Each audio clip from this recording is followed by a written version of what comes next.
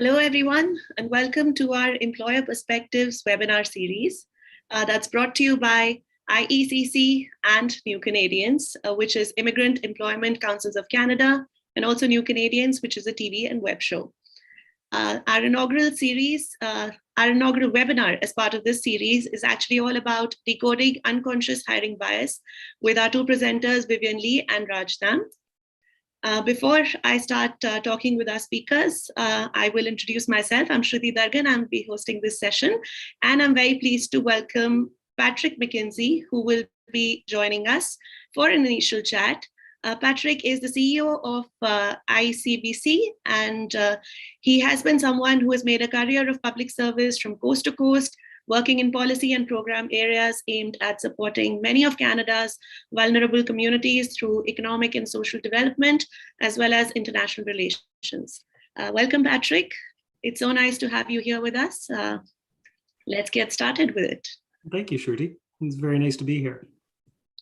So before we talk about this session, which is all about decoding hiring bias, I would like to understand what IECC is and the role it plays, the IECC network, the collective vision that it has. So if you could take us through that, that would be great. No, I'd be very happy to. Thank you. So the Immigrant Employment Councils of Canada is actually a network of 8 organizations and growing actually from coast to coast. And we're focused on making sure that employers can connect meaningfully to skilled newcomers. And so we all know that there are there have been declining outcomes and certainly a gap in earnings for newcomers and underemployment for newcomers. And we come together to share best practices when it comes to employer engagement, when it comes to some of the interventions and programs that can be used to help make that connection and help each other, both the newcomer and the employer, understand the skills that are being brought to the table and how best to apply them in the workplace. All right. And as we mentioned earlier, this Employer Perspectives webinar series is an all-new series. So before we dive into our first discussion, could you also do the honors of telling us a little bit more about the series? No, I'd be very happy to. And, first off, I really want to thank New Canadians TV for being a partner here. It's an exciting opportunity to bring the work of the network to a broader audience. And it's about leveraging those successful tools that are out there now and that have already been created in partnership with other organizations and making sure that others across Canada have access to some of the best tools and insight that we have as individual organizations to ultimately strengthen sort of the capacity of the sector to help newcomers find employment that makes best use of their skills. That's definitely something that explains a lot about what we're planning to achieve through the series. And with this, I thank you for your time, Patrick, and for joining us today. And we will be moving on to have a chat with Raj Dam. This session is actually in collaboration with TRIEC, which is Toronto Region Immigrant Employment Council, and here we'll be talking about decoding unconscious hiring bias. I welcome you, Raj. Let me tell you a little bit about Raj as well. Raj is the Employer and Stakeholder Relations Head at TRIEC. He is someone who is a seasoned professional in the field of assisting immigrant professionals. He has so much to contribute to this discussion today and can talk from his experience, highlighting the issues that need to be tackled. Welcome, Raj. Thank you, Shruti. It's great to be here.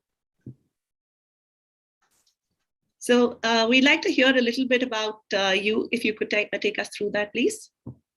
Yeah, so I moved to Canada in 2018 and have been working with TRIEC since. Primarily, I have a background in business development and customer success in the technology industry. That's my past, but in here for the last 3 years, I've been working with a lot of mid to large organizations across Canada and making them more immigrant inclusive through a bunch of programming, consulting, and the likes. So what I have really is just a quick 5-slider where today I just want to, first of all, welcome everybody that has joined us. I saw somebody joining us from UK. Thank you for doing that. It's a warm welcome to everyone. And what I'm going to do is probably in the next 4 or 5 minutes, give you a snapshot of the immigration in Canada. and a little bit about the role that TRIEC plays within the entire ecosystem. So if that is fine, I just wanted to share my screen. And hopefully everybody can see this. Yeah, so this is me, Raj Dam at TRIEC.ca. So if any of you wanted to reach out after the session.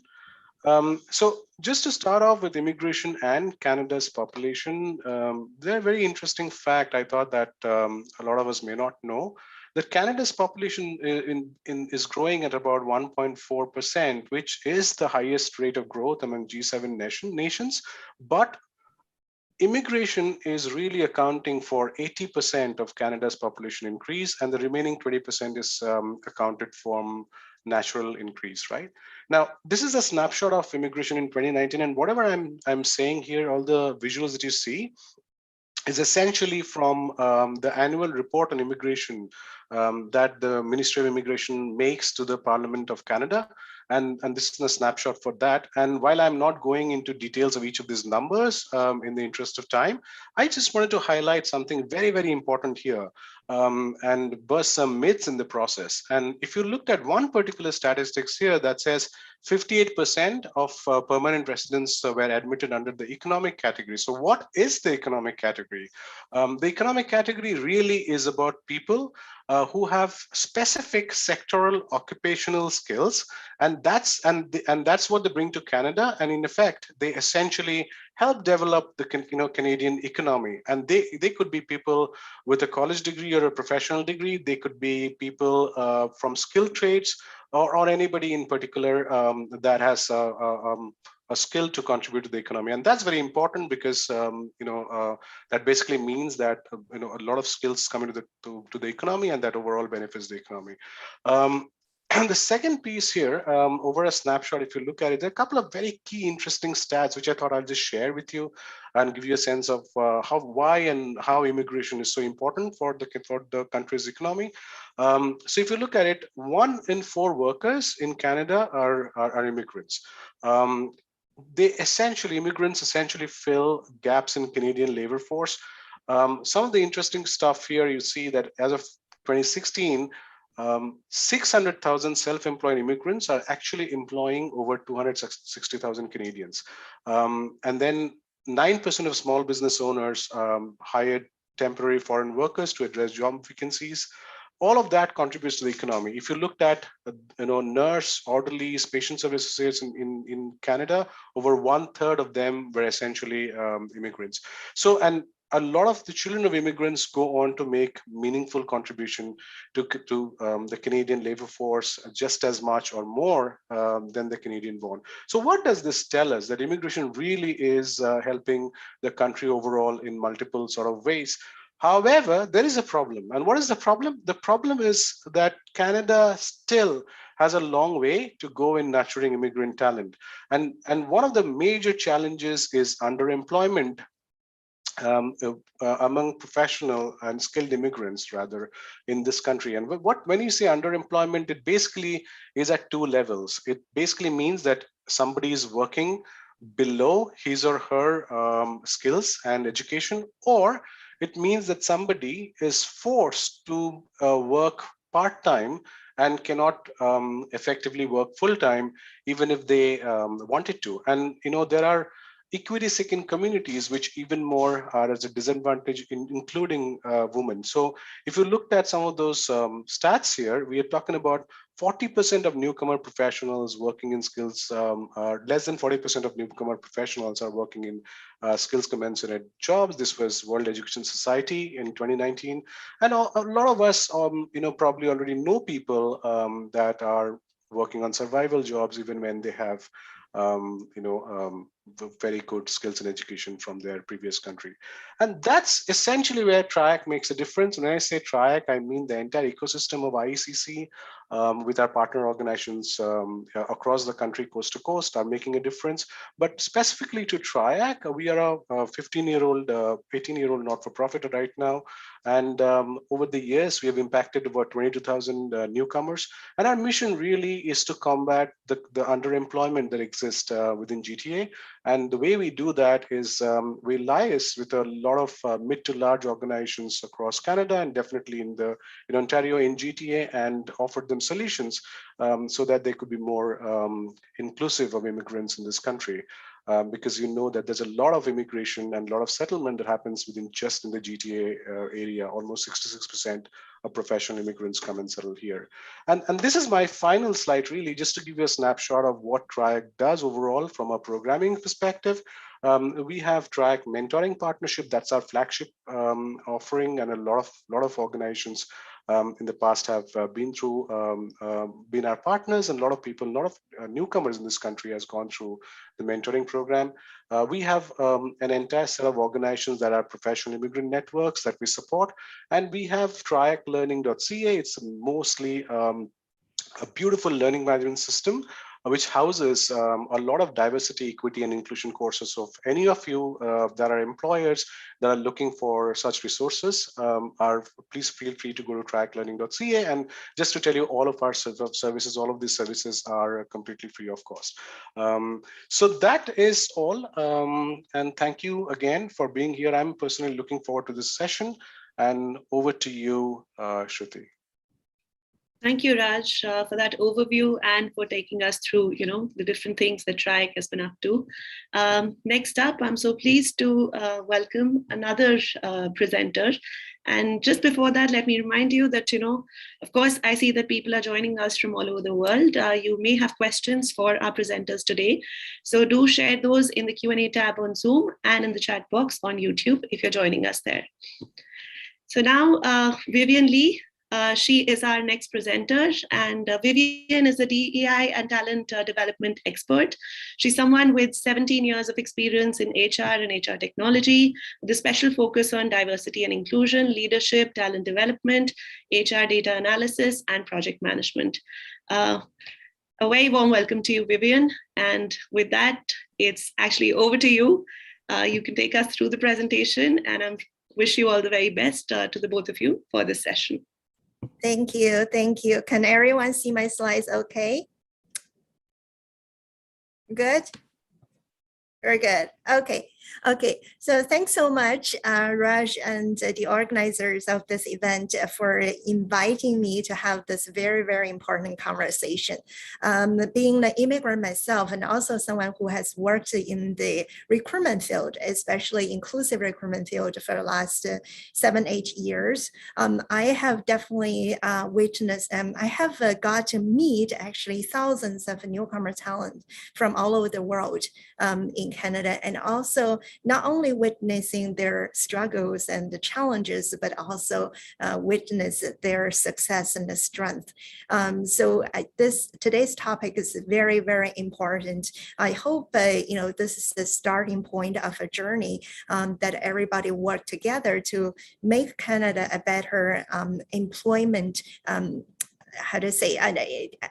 make Canada and we work together to create a better employment environment for newcomers in Canada, because this is so important, not only from diversity perspective, from doing the right thing perspective, but also it's so important for Canada's economy.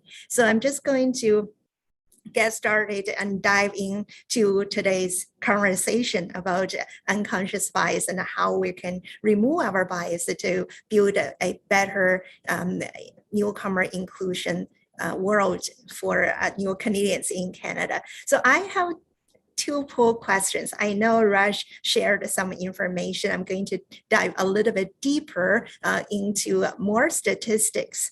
The first question I have for everyone is, by year 2035, what percentage of Canadian population growth will depend on immigration? I know Raj shared some information just now. How about within this year is 2021. So within 14 years, what do you think is the percentage of Canadian population growth depend on immigration? So if you have an answer, please join the poll and type in your answer. I hope that we can show the result on the screen. Is there a way to show the result?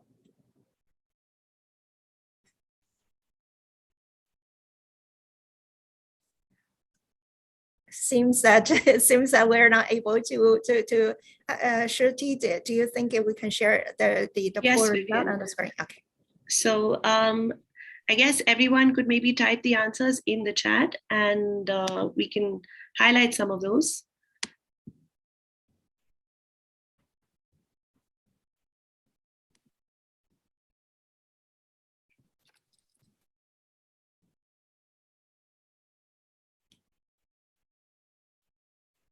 Do we have some answers?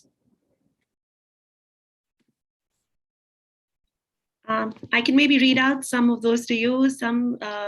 There's all kinds of answers from 100% to 70%, 60, 50, 85, 70. So I guess, Vivian, if you could now reveal it to us, what exactly is the answer? Thank you. If you have answered lower than 80, then you are not listening to Raj's presentation.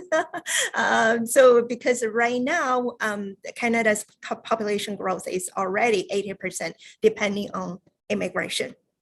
So think about 2035. So I'm going to review the answer a little bit later. The second poll question I have is, if you had a foreign name, say if you had an Asian name with your Canadian education and work experience, what's the likelihood of you getting an interview compared to someone with a traditional English name? So we're describing someone with Canadian education and work experience, most likely second-generation immigrants. What's the likelihood are you getting interview compared to someone with traditional English name? So like what Shakespeare puts it, what's it in the name, right? So please do feel free to put in your answer. Is it more likely or less likely, around the same, 20% likely, 20% less likely, 50%? You know, what are some of the answers that you have in mind? What's the first answer that popped in your mind? Shruti, if I could, ask you to help us read some of the answers on the chat, in the chat box, that would be great. Definitely, I would do that for you. So some say more likely. I see a response which says 50% or less. Toronto has diversity, and I believe most likely. There's also 10 times or less, approximately 70% lower. So those are some of the answers. Yeah, so I can review the answer right now. So this is a research done by UFT and the Ryerson about 5 years ago. So they did a research with both the big organization and small organizations, from nonprofit to profit sectors. So the result is on average, the likelihood of someone with a foreign name of getting a call back from recruiter is 20% lower than just someone with a traditional English name. And if you don't have Canadian education and work experience, the likelihood of getting a call back from recruiter is 50% lower. So that is the reality that we're looking at. So I'm going to share the result of the first question. So almost 100% of Canadian population growth will be depending on immigration by 2035. So why do I share two contradictory questions? This is just to show that on one hand, okay, the Canadian population growth and our economy depends on immigration. On the other hand, immigrant talent are having such a hard time finding employment in Canada. And that's what Raj already indicated in his presentation. This is just some further statistics. What's more, based on RBC Economics 2019 research, the wage gap is actually bigger than 30 years ago. So immigrants earn 10% less than Canadian born. 30 years ago, the gap was less than 4%. And that's, you know, when even as someone who worked in diversity and inclusion for many years, it was a surprise to me, because we thought that we have been doing some great work and we must have, the work should have resulted in a better situation for immigrants, but unfortunately, the answer is no. The the positive side we can think is if we are able to really close that gap, that means we're adding 50 billion to our GDP. So that's why the conversation like this today is so important, that we all work together to really create a better employment environment for newcomers and really help not only newcomers themselves, but help building a better, stronger Canadian economy. So a little bit of statistics, because as a person, I truly believe like diversity and the inclusion is not only the right thing to do, but it's something that we must do that will impact our business bottom line. Right. So let's talk a little bit about unconscious bias. I'm not going to do a whole unconscious bias training. I'm just going to touch a little bit about why, unconscious bias can have so much impact on our recruitment, and recruitment process, and how we can address our biases and blind spots to build a better newcomer inclusion strategy. So how our unconscious bias work, you see a brain. So the good news and the bad news is it's a part of being human.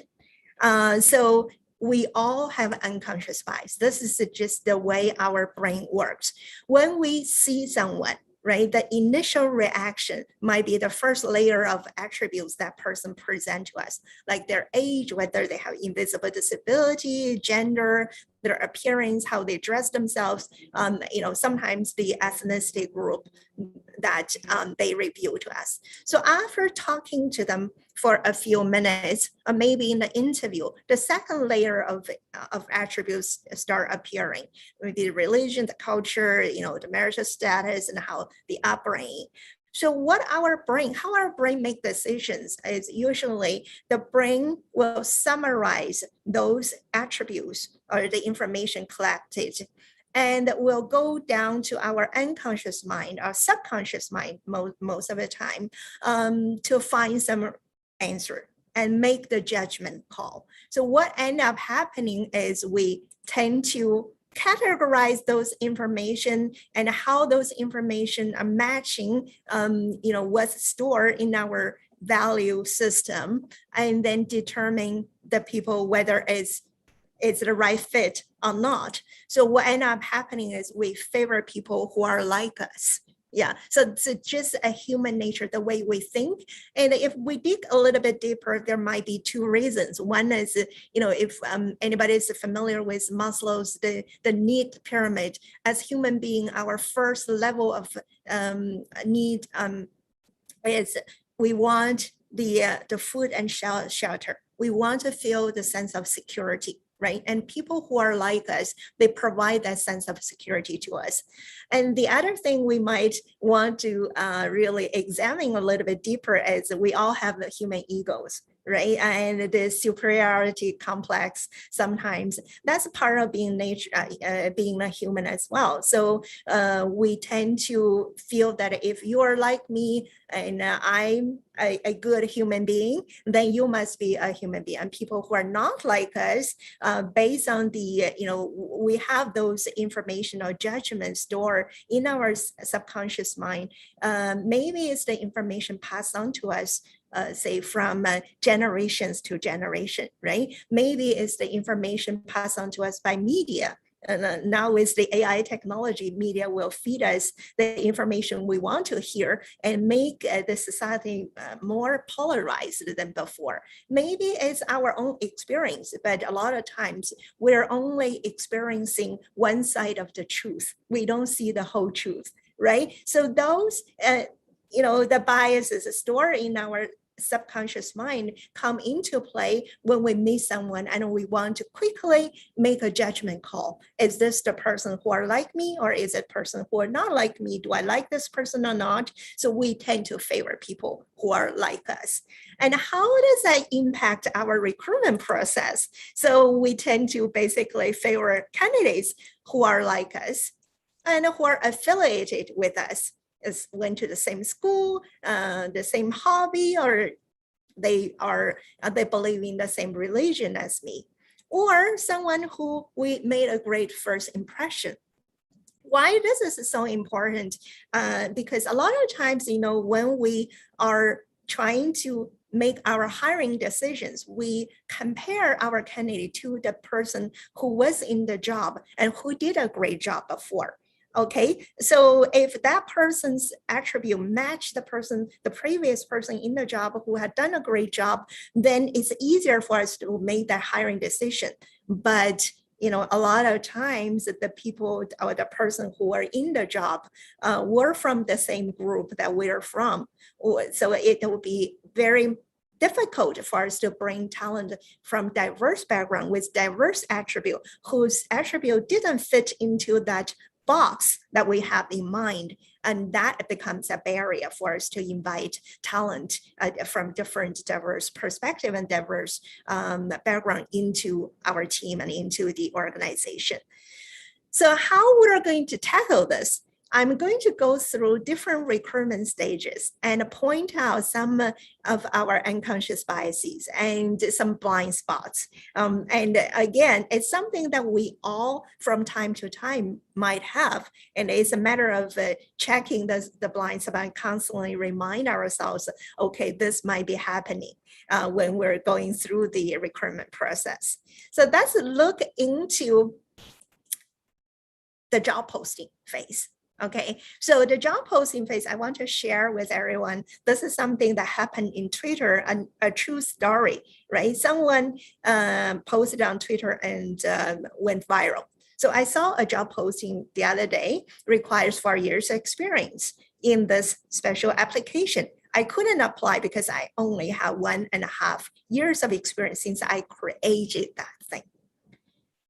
So why this is important to share with everybody, because when we, when we are starting our recruitment process, the first step is job posting, right? And a lot of times we care of our job posting by, hey, what was the previous job posting? Let's have a quick glance through. Oh, is it still true? Yes, that's just copy pasted. That's the practice that a lot of recruiters are using and a lot of hiring managers are using, because we just don't have time to really recreate a new job posting. And even when we are recreating a new job posting, we might just copy paste some generic ones and made some tweaks, right? So when we are doing a job posting like this, what are some potential biases and some potential blind spots?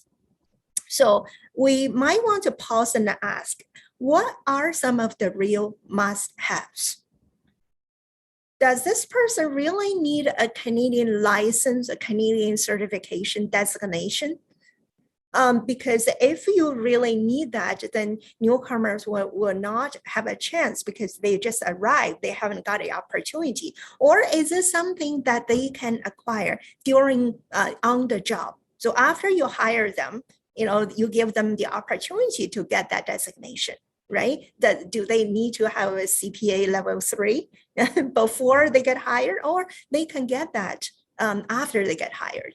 Right? How about bachelor's degree? A lot of times we require very high education. If that is the case, then we won't be able to hire Steve Jobs. We won't be able to hire Bill Gates because neither of them graduated from university, right? And years and years of experience in certain industry, and especially the painful work called the Canadian work experience, right?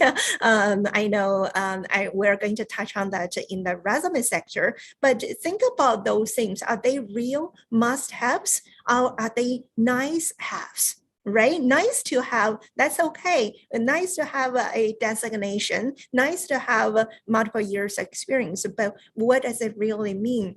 How do we quantify the 10 years experience? Someone with 10 years experience is better than someone with 9.5 years of experience, or is it a must-have? So think about those things, because statistics show that minority groups and women and people from LGBT communities are less likely to apply for a job after viewing the job posting. They might think, okay, so this job posting requires 10 years of experience. I have 8 years of experience. So if I apply, would the employer think that I'm lying, that I'm lack of integrity? Or should I just not apply because I don't get a chance anyways? So we are discouraging people from those communities with those must-haves. So keep in mind next time when we're doing job posting or when we're creating new job postings, what are real must-haves and what can be categorized as nice to have. So that's the first thing, the first step when we are creating job postings.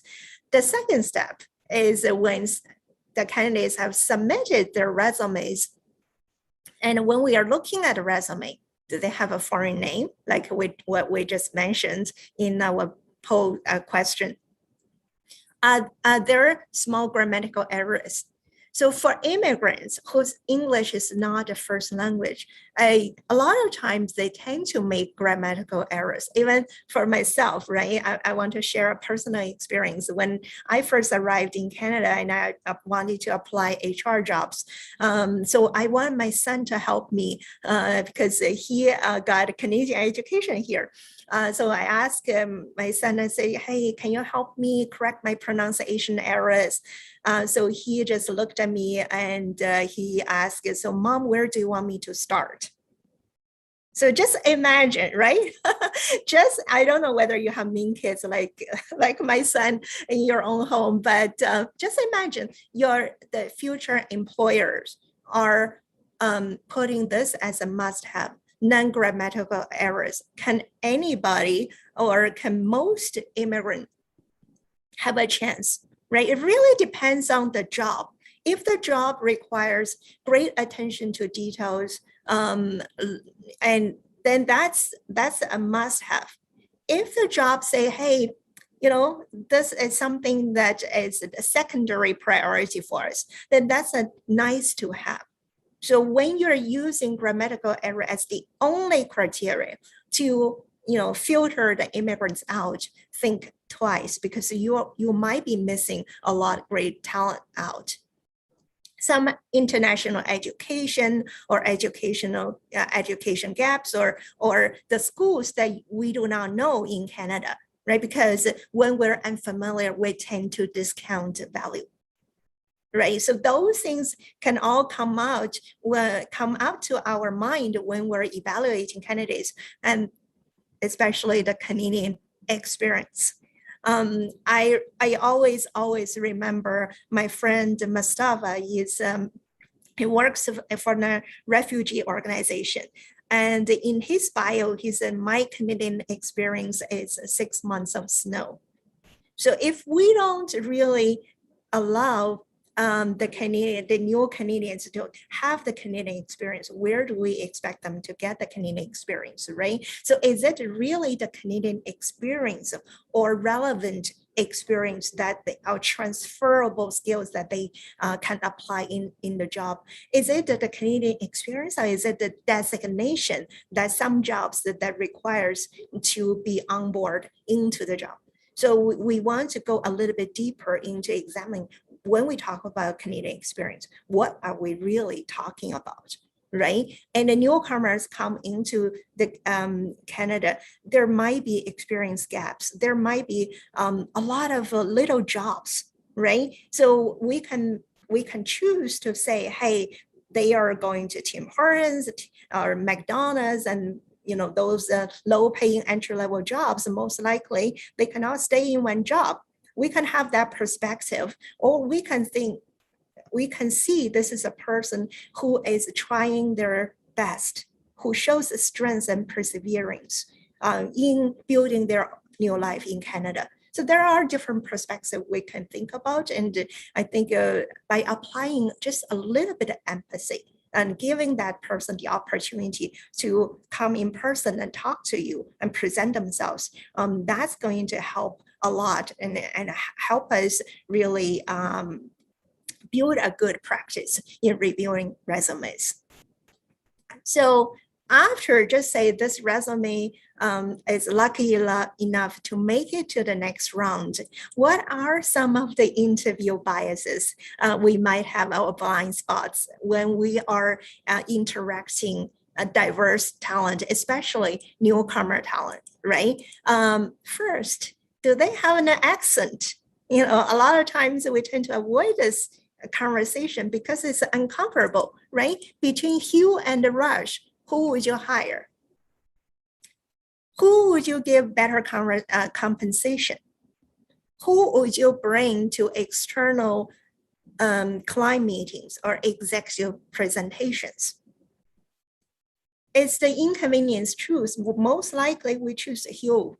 Why? Because the beautiful British accent. You know, I have nothing against the British accent, but I just want to share a story. Like when I was doing this training with one of our executive group, and the executive, one VP just raised their hand and said, okay, this is so true, because, you know, in my home, in my car, we have the GPS, right?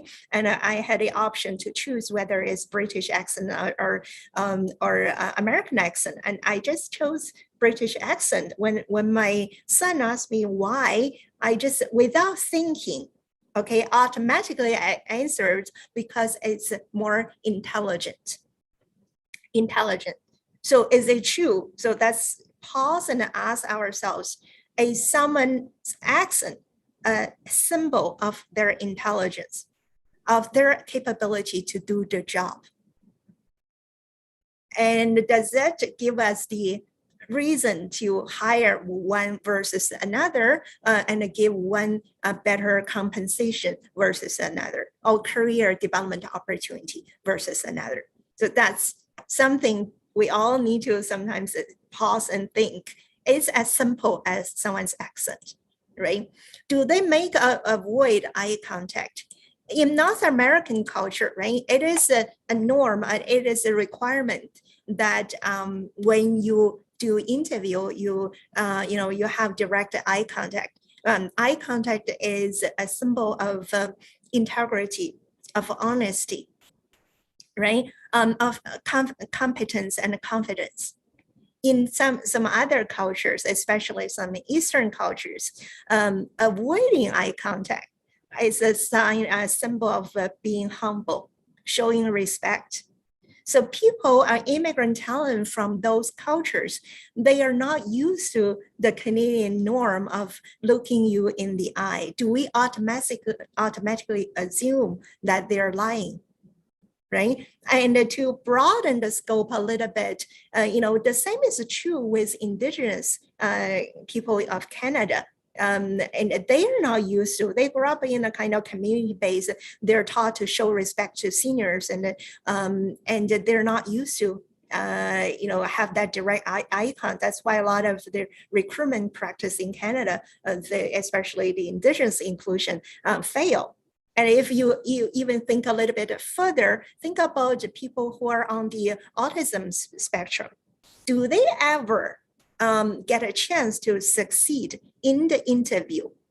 Even though they might have the skills needed for the job, they might be doing an outstanding job if we give them the opportunity. But if we put them through interview, and if maintaining direct eye contact is one of the criteria, do they ever stand a chance? Right, think a little bit on this. And how do they look or dress? So appearance bias is huge in our recruitment process, right? Admit it or not, we tend to like people who look more, attractive based on our own standard of beauty, or maybe they appear to be a little bit different than what we are used to. Say, I don't know whether anybody knows the gentleman on the left. Does anybody recognize him? The Asian gentleman? Can Shruti, did anybody give an answer? There are answers, Vivian. One says Jack, M.A. Alibaba. Yeah, so that's the correct answer. So the gentleman is one of the most successful businessmen in the world, right? And I want to share a story about him because it says a lot about our recruitment process. When he apply for a job after he graduated from university. He applied for a lot of entry-level jobs, which included the hotel, so customer service people, et cetera, et cetera. And he got rejected because he was taught he was too short. He's too short. And you might think, okay, that's China, that's 30 years ago. We don't have those kind of practice here. So I want to ask you another question. What do you think is the percentage of North American men who are more than 6 feet tall or taller? The percentage of North American men who are 6 feet tall or taller. Shruti, do we have any answers? I'm just looking for it. I see 5%, 20%. Just these responses so far. Yeah, around 20%. Actually, it's 14%. So what do you think of the North American CEOs? The percentage of North American CEOs who are 6 feet tall, taller? Do I have any answers? About 60%. Yes, exactly. 2%. Someone says 2%. 60. So on one hand, only 14% of North American men are 6 feet tall or taller. And on the other hand, 60% of North American CEOs are 6 feet tall or taller. So when we talk about executive presence, when we talk about those attributes, leadership attributes, what are we really talking about? Or do we have some very, very apparent biases towards certain group of people, right? So that's something for everybody to pause and think about. And how do they talk about their achievement? Because in North America, we are more like an extrovert ideal society, because people who are extrovert, they're more comfortable talking about their achievement. Right? Not only for hiring, but for leadership development, they have that charismatic personality that usually are more favorable in the interviews, in the promotion process. But people from other cultures might come from the introvert ideal society, right? They tend to be more analytical, and they're not so used to presenting themselves in the way that we expect them to present. They're more used to being humble and do not talk about put your head down and do the work. In those cases, how do we use interview to evaluate people from different cultures? Maybe instead of asking them, hey, talk about your achievement, maybe we give them some assignment to do to really allow them the opportunity to showcase what they can do versus talk about what they can do. Right? So those are just some examples that I want to raise. And now I have the last poll question for everybody. So among the leading GDA employers across public, private, and the nonprofit sector, what percentage of the executives are immigrant? And what percentage of are immigrant women?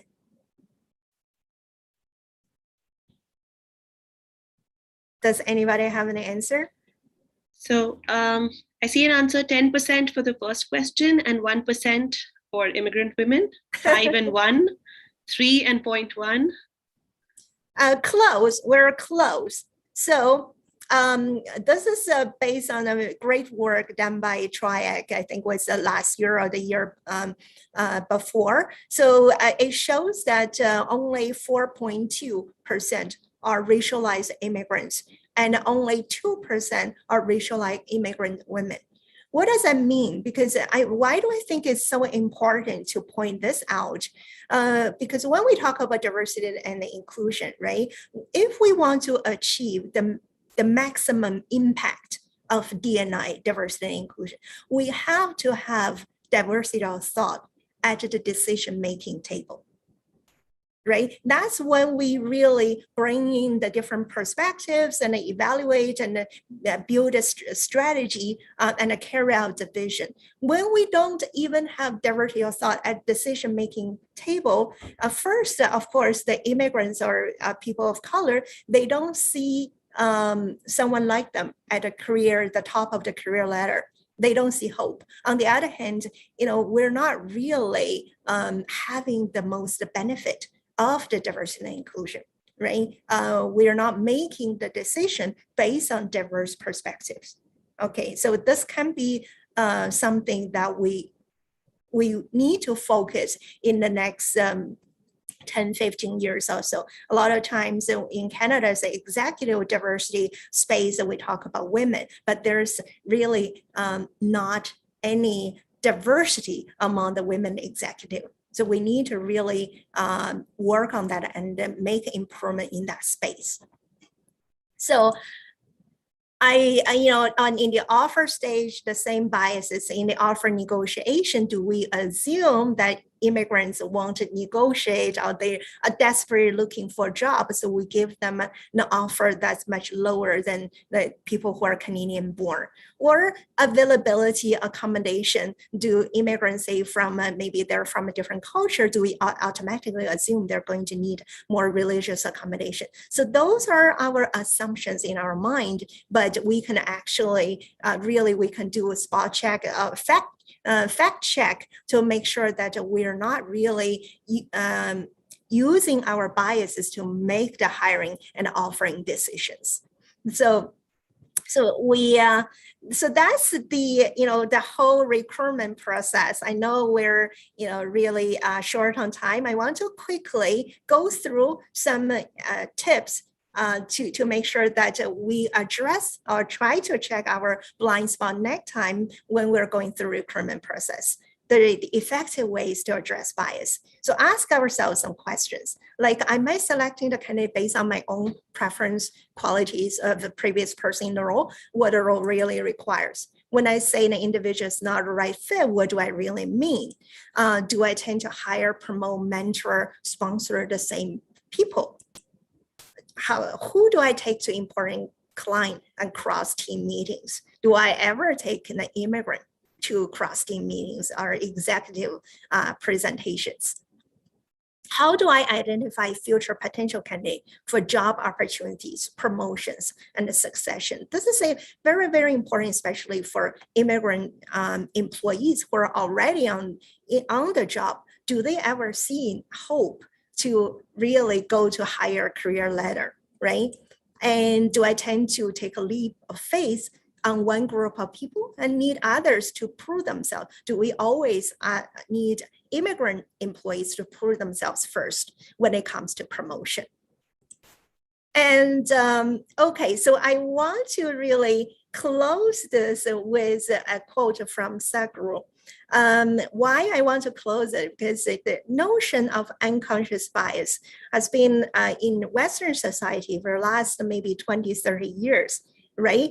But this consciousness practice have been in the country of India for thousands of years. So, so that's why I want to cite Sadhguru, a spiritual leader from India, to close the presentation, because we have technology resource capability to address every issue on the planet. The only thing missing is inclusive consciousness. So the inclusion is a journey. I want to really encourage you. Sometimes I think about our unconscious bias as that layer of dust on the glass. When we are able to remove that layer of dust, we're able to see reality as it really is. And when we're able to remove our unconscious bias, we're able to see the greatness and potential not only in others, but more importantly, in ourselves. So back to you, Raj. Thank you, Vivian. Yeah, I think we have 10 more minutes and it's beautiful timing, but most importantly, this was extremely educational. Thank you so much. I really learned a lot, and I'm sure our, our participants and viewers have also kind of got some good insights on unconscious bias. I have a few questions that people have asked when they were registering, as well as during this presentation of yours. So I'm just going to ask you the first question that Anne Mai has asked, and that is, how do we help Asian introverted applicants feel more comfortable with talking about their achievements and not feel like bragging in an interview? Yeah, so maybe if you could answer that, and then I can move on to the next question. That's very, very interesting. So introverted, I think we can more when we're asking people the questions. First, it's good to have panel interview, and especially when you're willing to really recruit from a diverse community, especially from a newcomers community. Maybe invite someone from your team who is a newcomer themselves and who might be an introverted person themselves, right? That way is a very effective way to address our potential bias, because you as a hiring manager might be extroverted. You might expecting people to have those kind of answers and really be very, very confident, showing as confident. But, when you have a diverse interview panel, you are able to address those bias.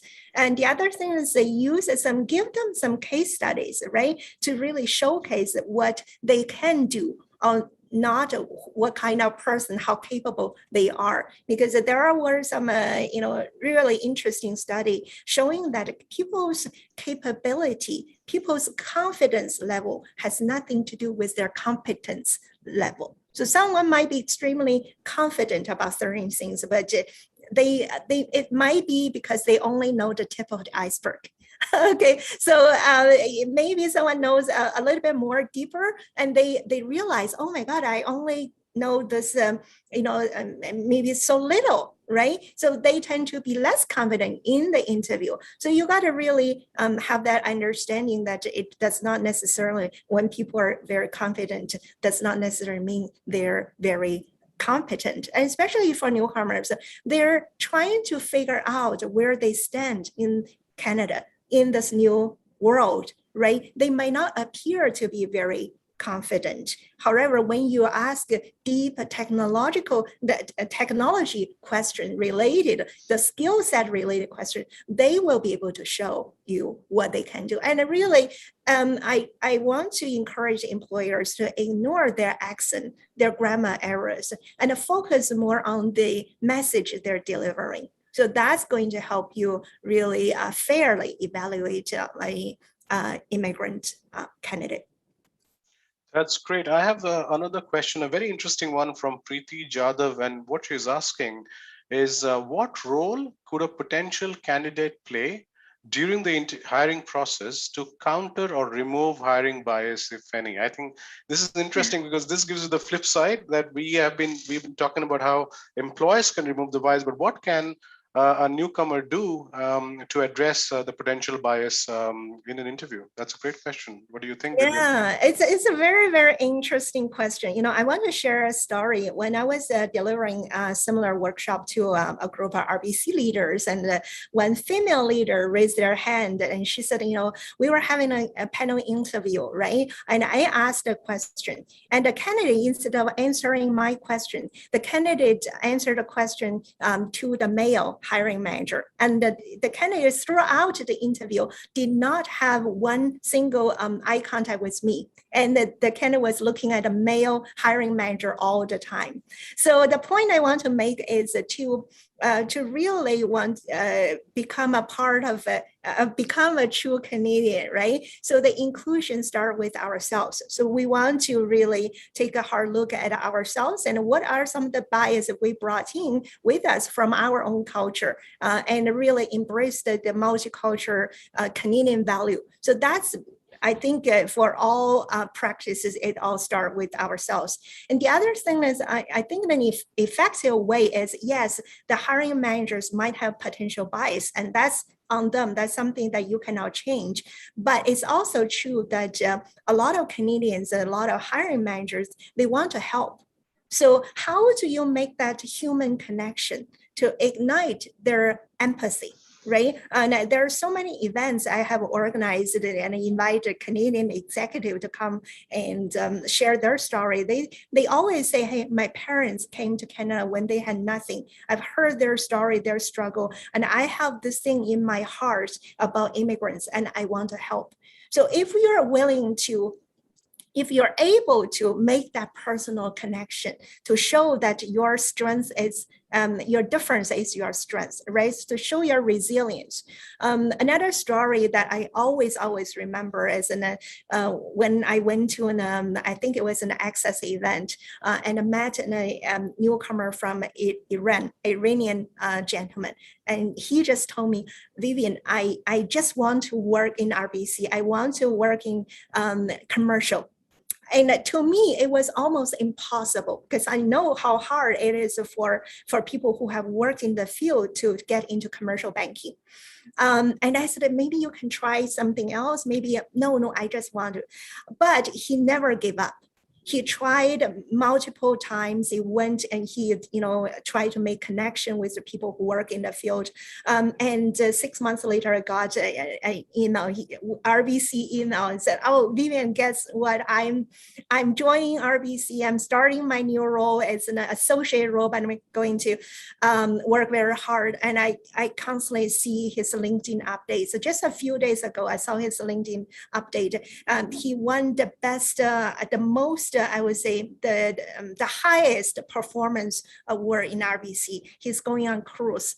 So, when you meet someone like that, there's no way that you choose not to help them. So show that you can make that connection first.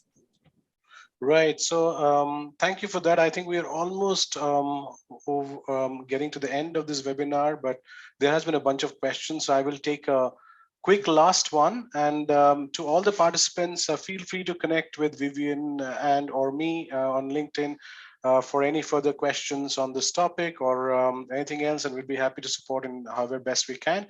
But the last and final question, Vivian, is Gaurav Pokharel from Massey Henry Executive Search asks, I find the biggest hurdle is translating non-North American experience for clients, and any thoughts how to tackle biases around that? I think that's a very pertinent and relevant question. Yeah, it's $1 million question, right? And non-Canadian. A lot of times I would say if you're first, when you're helping, you're really helping our clients to get the recruiter's attention, right? Start with the resume. So if your client from another country and their job title is something that's very similar to the Canadian job title, but make it easier for the recruiter and recognize your client's experience by, say, putting something in the bracket, say this is equivalent to the job title of this.